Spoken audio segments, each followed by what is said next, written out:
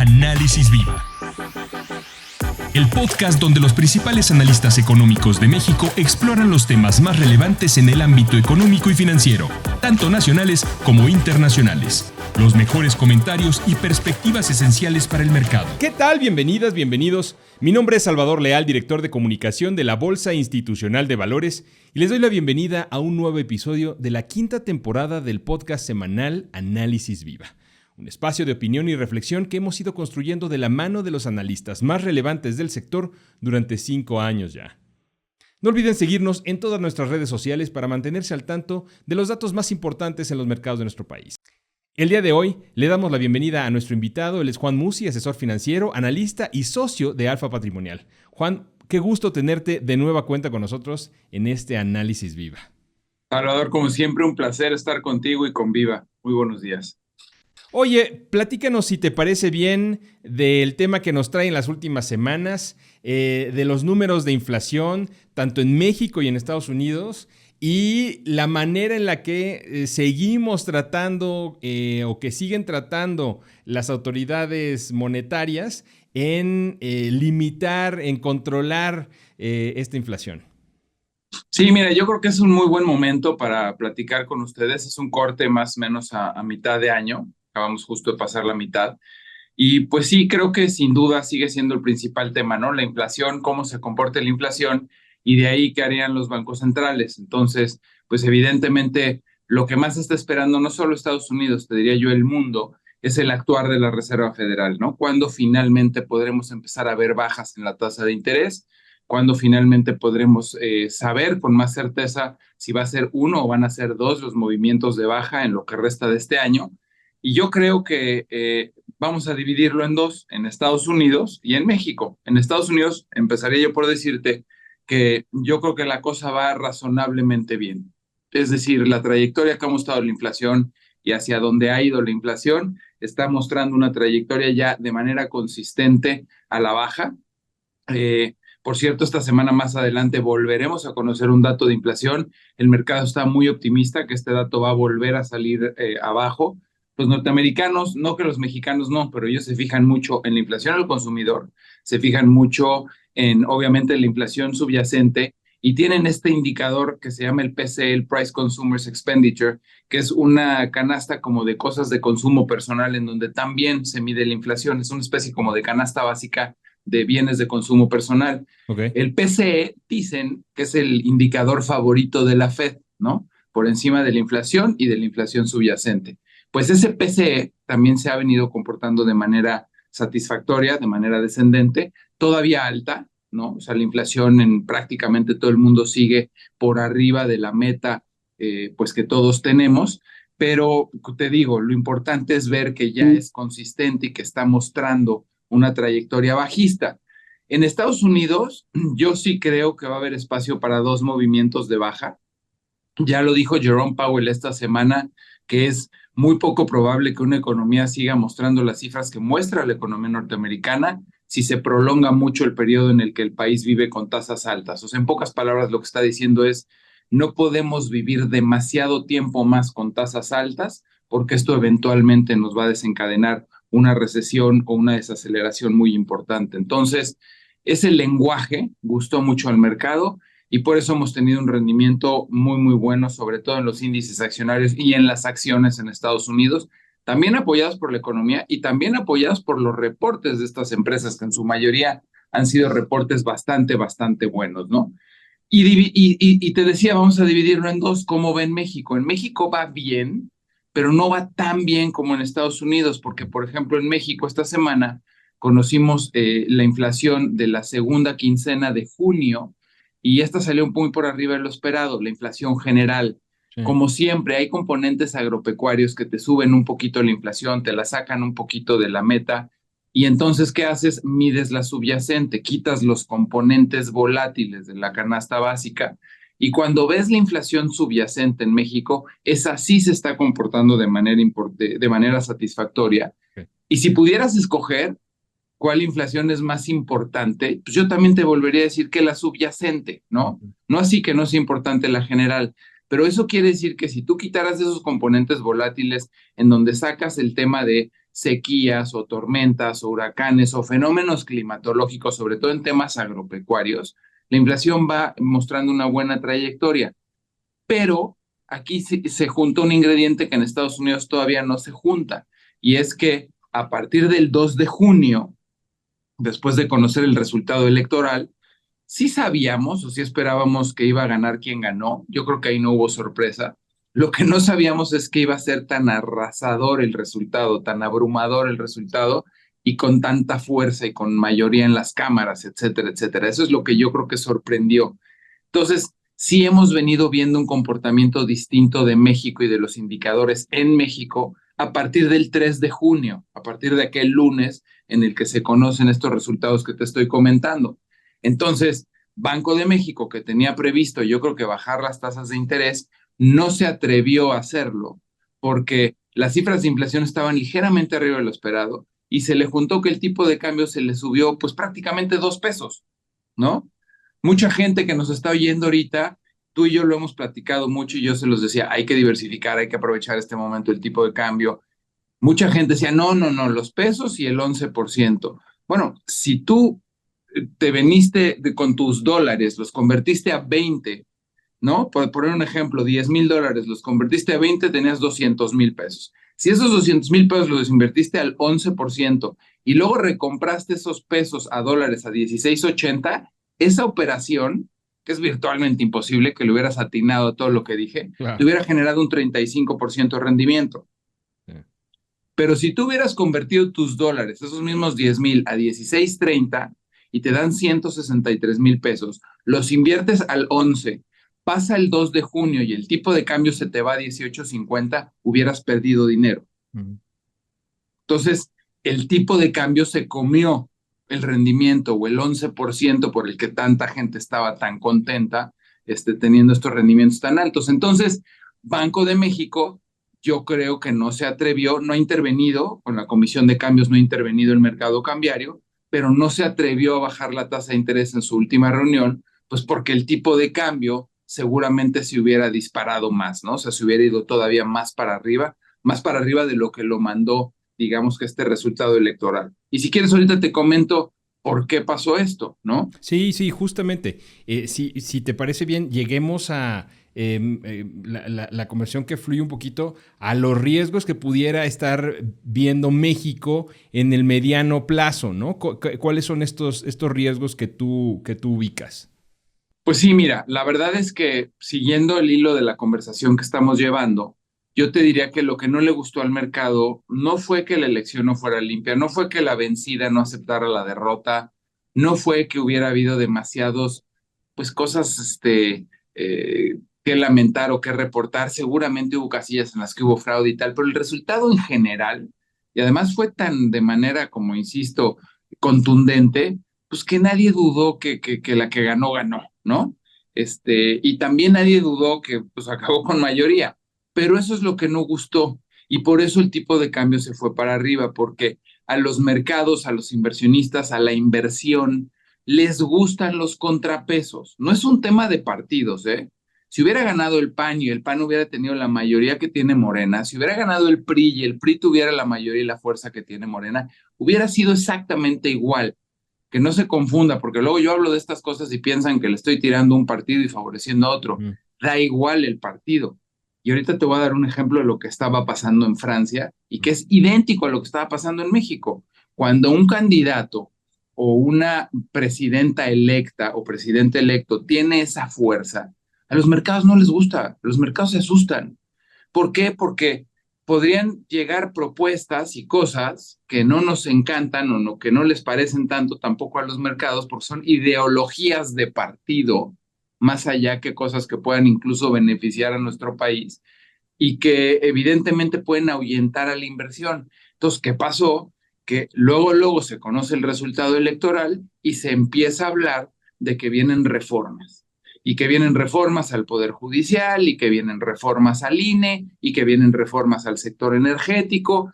Todas estas cosas, cuando se empiezan a hablar y te dicen, ahora el sistema judicial va a ser por elección popular, y ya no va a ser como tradicionalmente se ha hecho. Solo 2 países en el mundo tienen un sistema judicial por elección popular, y no creo que sea la mejor idea. pero yo no soy politólogo y no me voy a meter en eso.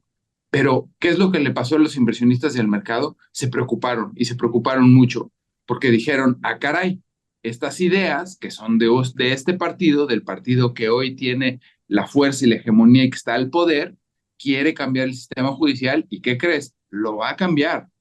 Y es más, yo te decía, quiero usar dos ejemplos aquí para que veas que lo que estoy diciendo no es ninguna tontería.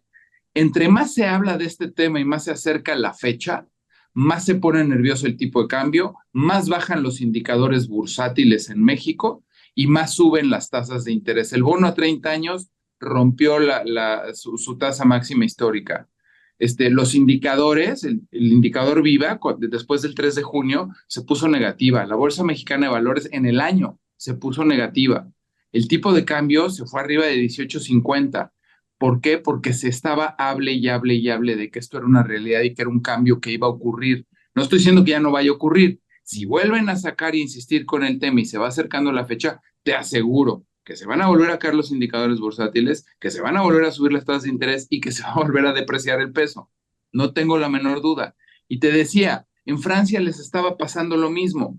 Ahora en la segunda ronda perdió Marine Le Pen y no quedó con la mayoría absoluta que tenía. Pero Marine Le Pen es una radical de extrema derecha que estaba incluso proponiendo sacar a Francia de la Unión Europea. Si Marine Le Pen termina con mayoría absoluta en las cámaras y está con estas ideas de sacar a Francia de la Unión Europea, ¿qué le hubiera pasado a los bonos franceses? No te digo al franco francés porque son euros. ¿Le hubiera pegado al euro? Sin duda sí, en la medida en la que Francia aporta al valor del euro, ¿no? Pero localmente los indicadores de Francia, te aseguro que se hubieran deteriorado mucho y se deterioraron cuando estaba esta expectativa. Gracias a Dios allá tienen un sistema de segunda vuelta y esta segunda vuelta permitió conocer un resultado electoral muy distinto y Marine Le Pen es la tercera fuerza, ¿no? Y no tiene la mayoría absoluta. Entonces, poco lo que te quiero decir es que el riesgo local, sin duda más grande que yo veo, es que con la fuerza que tiene la actual presidenta y el actual partido que está en el poder, tengan estas ideas y estos cambios y estas reformas radicales que no son muy amigas de la inversión, de los mercados y de la certidumbre. Ese es el principal riesgo local que yo veo. Y oye, vamos saliendo de una y entrando a otra, vamos saliendo de un proceso electoral como el nuestro y comenzamos ahora además con el proceso electoral en Estados Unidos. Que además, pues claramente al ser el principal socio comercial de nuestro país, pues se vuelve una referencia en cuanto a procesos electorales. ¿Cómo estás viendo tú la elección en Estados Unidos y cómo puede repercutir para nuestro país? Bueno, pues allá también veo que solo un milagro podría evitar que Trump llegue a la presidencia, ¿no? Desafortunadamente, y digo desafortunadamente porque no está pues, ¿cómo te diré? No es sano, no está bien ver que un país, que la economía más grande del mundo, que una economía modelo, que un país que ha sido un ejemplo en muchas cosas, hoy esté viendo una elección presidencial. Yo creo que el presidente de los Estados Unidos es sin duda el hombre más poderoso del mundo en cuanto a poder se refiere. Y estás hablando de un señor de 81 años que claramente tiene ya deficiencias, ¿no? Que muchos hombres de 81 y mujeres de 81 años no tienen. Claramente Biden, pues de pronto, discúlpame la expresión, se le ve el avión, ¿no? Eso no quiere decir que no sea apto y no me considero que tengo yo todos los elementos para decirte si Biden es o no apto, pero de que se le va el avión, se le va el avión, ¿no? Y por el otro lado, un cuate con múltiples acusaciones, desde fraude, robo de documentos, uso de información confidencial y documentos del gobierno y de solamente uso oficial, el asalto al Capitolio, el tema con la actriz porno. Dices, no puede ser, o sea, esta es una elección en la que es o A o B y ya te platiqué rápidamente quién es A y quién es B, ¿no? Y va a ganar el que tiene todas las acusaciones y que podría estar nada más por algunos cuantos de los delitos que te mencioné, bien podría estar en la cárcel, ¿no? Entonces, Pues yo creo que el principal riesgo para México es que repita Trump. Trump es un hombre al que le gusta golpear a México, lo hace en el discurso, lo hace en sus acciones, ¿no? No tanto en materia migratoria, pues dicen que los demócratas son mucho más enérgicos y mucho más severos en el tema migratorio que los republicanos, pero sin duda a Trump le gusta pegarle a México por ejemplo, en el Tratado de Libre Comercio. No te quepa la menor duda que va a salir con que va a volver a abrirlo. Y ya le dijo y ya le encargó al señor que estuvo a cargo del TEMEC, que era el señor Lighthizer, ¿te acuerdas? El encargado de negociar con nosotros en lo que en su momento era el Telecán y que lo convirtió en el TEMEC. No te quepa la menor duda que de Trump llegar al poder va a reabrir este tema, ¿no? Los dos países con los que Estados Unidos más déficit comercial tiene son China y México. Y por orden, primero con México, luego con China.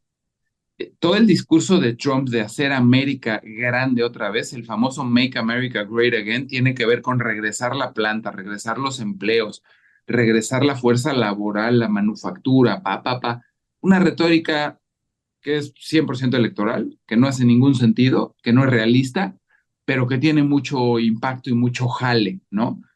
¿Va a desviar dinero del nearshoring? Seguramente sí. ¿Va a reabrir el Tratado de Libre Comercio y le va a poner aranceles más a México y a China que al resto del mundo? Seguramente también sí, porque el déficit comercial de Estados Unidos es con el mundo, pero insisto, con quien más es con México y China. Entonces, pues sin duda, el mayor riesgo externo que hoy tiene México es, hasta cierto punto, un hombre al que ya conocimos y ya vimos y nos aterraba. Cuando llegó Trump al poder y le ganó la elección a Hillary Clinton, te acordarás que el tipo de cambio se fue hasta 23 pesos por dólar, ¿no? Nunca más volvió a estar a 23 pesos por dólar hasta que llegó la pandemia y se fue a 25, ¿no? Sí, sí. Pero sí sabemos que es un hombre al que le gusta golpear a México, lo fortalece políticamente hablando, le da popularidad el estarle tirando a México. Y yo creo que alguna vez lo platiqué con ustedes, estoy seguro, que cuando estaba Trump en el poder, que yo no dudaba que incluso él se favoreciera personalmente en sus inversiones, sabiendo que cuando hablaba mal de México, se depreciaba nuestra moneda y los indicadores en México se iban para abajo, entonces iba corto México, ¿no? Especulando. Claro. Voy a amenazarlos de reabrir el Tratado de Libre Comercio, entonces me voy corto México. Y eso tenía un impacto positivo muy importante en las carteras de quienes estuvieran corto México, ¿no? En resumen, yo no creo que nos espere un panorama tan grave. Yo creo que en México la señora que ganó la presidencia es una mujer preparada, inteligente y que sabe que lo que estoy diciendo pues es cierto y de adoptar posturas muy radicales y que le aprobarían la mayoría porque la fuerza y el poder político lo tiene, pues le complicarían en mucho su sexenio. A mí no me gustaría entrar a mi sexenio y estrenarme con una reforma al Poder Judicial que me ponga el tipo de cambio a 20, que me ponga las tasas de interés al 12 y que me ponga todos los indicadores en negativo en México. A mí no me gustaría entrar hacia la presidencia, ¿no?